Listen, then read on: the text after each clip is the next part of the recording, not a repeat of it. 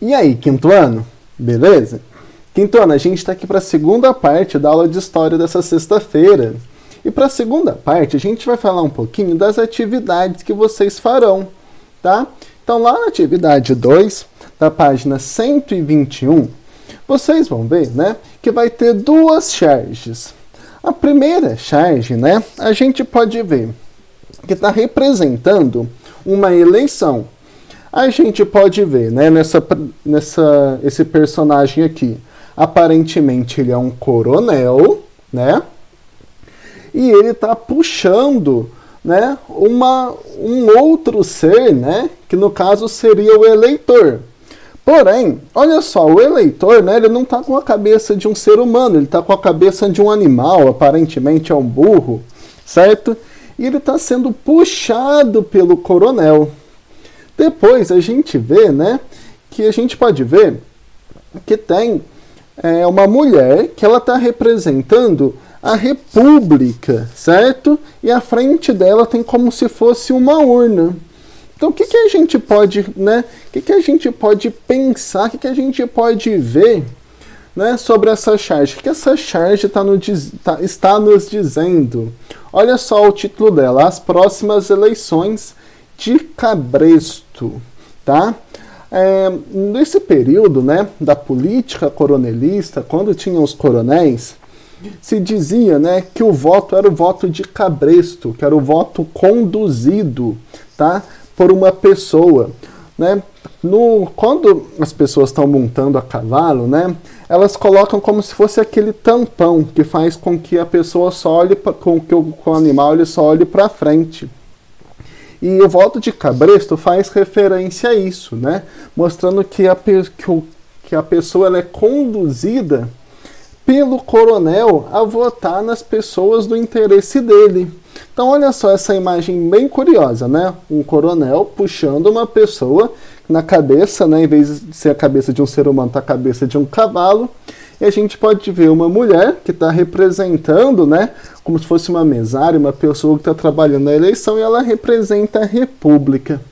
Então aí vocês vão ler, né, as afirmativas, as sentenças, né, que estão aí. Os favores feitos pelo coronel eram cobrados em épocas de eleição. Isso é correto ou incorreto?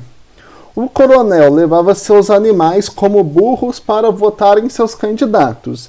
Isso era correto ou incorreto? Para garantir que o candidato do coronel fosse eleito, seu nome era divulgado entre todos os parentes, empregados e demais pessoas com quem esse coronel tinha relação. Isso é correto ou é incorreto?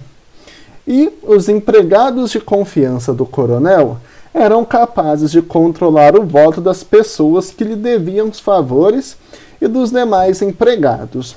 Correto ou incorreto? Na charge número 2, a gente pode ver, né, que tem duas pessoas bem altas, né, bem grandes. No caso, um está escrito Minas e o outro está São Paulo, né? Então a gente já consegue identificar que se trata da política de café com leite. Uma hora quem governava era Minas, outra hora era São Paulo. Uma hora Minas, outra hora São Paulo. E aqui a gente pode ver, né? E tem um homem que ele está tirando o chapéu como se ele estivesse saudando, né? Como se ele estivesse pedindo alguma coisa para Minas ou para São Paulo. O que a gente pode compreender em relação a essa charge, tá?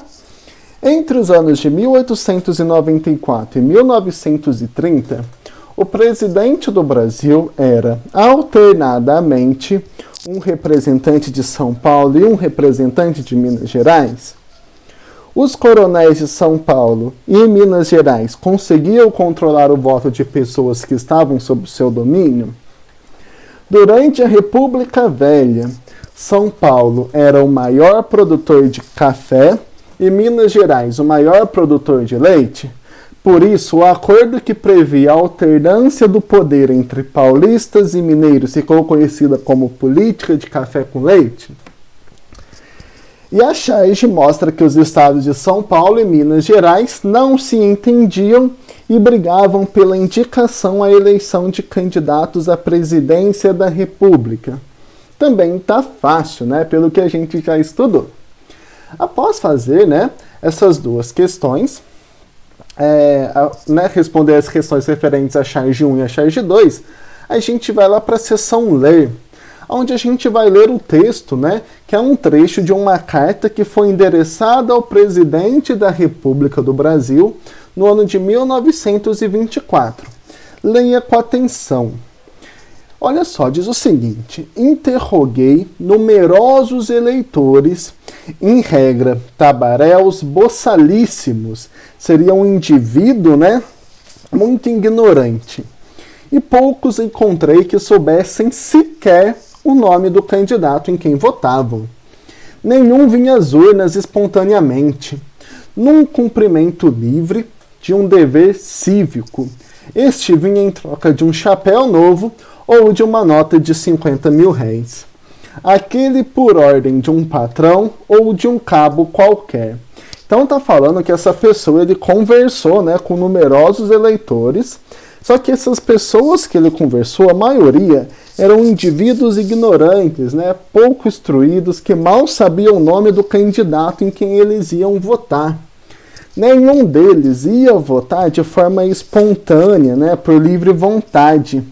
Eles iam, né, em troca de um chapéu novo ou de uma nota de 50 mil réis, por ordem do seu patrão, que muitas vezes era o coronel, ou de um cabo qualquer, né, ou de um soldado qualquer. Agora responda. Letra A. O que o remetente da carta está criticando? Então, qual é a crítica que tem nessa carta?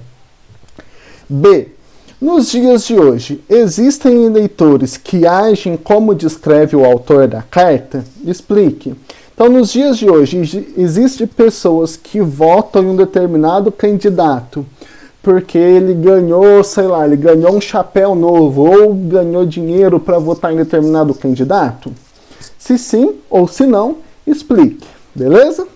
Bom, após, né, fazer essas duas questões, vocês farão também um em casa, tá? Onde vocês vão ler o texto que se chama República do Café com Leite, que diz o seguinte: foi no governo de Campos Salles que a política do café com leite surgiu. Para acabar de uma vez por todas com as brigas pela presidência, havia agora um revezamento de poder. Seria como se a cada mandato um estado do Brasil pudesse eleger o presidente. Mas como São Paulo, grande produtor de café, e Minas Gerais, produtor de leite, eram os estados mais poderosos, não tinha vez para os outros estados. Não. Ora um paulista indicava um candidato a presidente, ora um mineiro. Café e leite. República do Café com Leite. Bom, então a gente viu, né? Falando isso aí, esse texto ele ilustra bem o que a gente já estudou, que uma hora era Minas Gerais que governava, uma hora era São Paulo. E essa alternância, esse revezamento de poder ficou conhecido como República do Café com Leite. Café representando São Paulo, grande produtor de café, e o leite representando Minas Gerais, grande produtora de leite, tá? Então eles se alternavam no poder, lembrando que quem governava eram os grandes proprietários de terras, pessoas muito poderosas, certo? Na letra A tem a seguinte pergunta. Segundo o texto, por que a primeira República Brasileira ficou conhecida como República do Café com Leite? E B, o que dava garantia aos estados de Minas Gerais e São Paulo de que os candidatos indicados por eles seriam eleitos. Então, que garantia, né, que eles tinham que o candidato que foi indicado por São Paulo iria ganhar, ou que o candidato que fosse indicado por Minas Gerais iria ganhar, certo? Bom, então, pessoal, essa vai ser a nossa aula de hoje, certo? Então, eu espero que vocês tenham gostado e que principalmente que vocês tenham compreendido, tá? Se ficou alguma dúvida, anota no cantinho da apostila, anota num post-it ou anota no caderno.